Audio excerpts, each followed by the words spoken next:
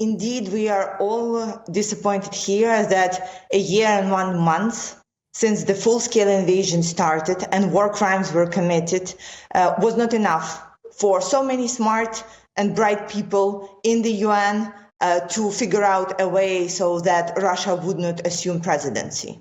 Especially painful that it happened on exactly 1 year anniversary since the war crimes of Bucha and Irpin were uncovered and those cities were liberated. Here we were mourning for the victims of this full-scale invasion and the crimes that happened to people for absolutely no reason.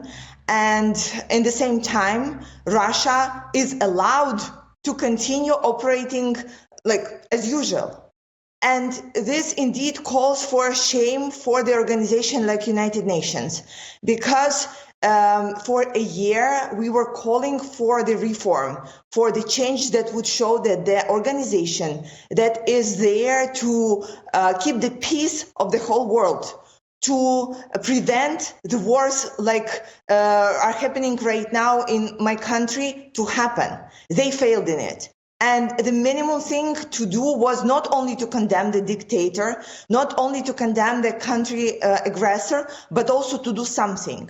Look back for a year and let's ask ourselves, what did United Nations do and what they are supposed to do? And I think it's obvious for everyone that they have not been effective. They have not been efficient. And the maximum thing that have been done was what? Sending angry emails to Russia and Belarus. And right now what is happening is that United Nations watchdog MAGATE visited the Zaporizhzhia nuclear plant that is a huge threat of the nuclear security for the whole Europe. And they returned back and said, we can do nothing. So my question is, are we here for the effectiveness or are we here for just like waving hands? I mean, it's interesting.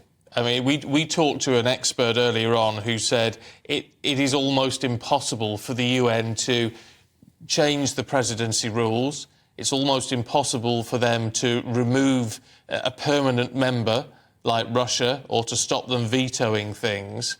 And as you say, they went to the nuclear plant and said, well, there's nothing we can do here now. Is it just time then for the UN to be got rid of? I want to for all of us to understand that United Nations is an organization of people. There is not some like a higher power that is there that would be saying, oh, do this or do that. It's an agreement throughout the world leaders and throughout the world countries to do certain things the certain way. So if the rules are there, why they cannot be changed?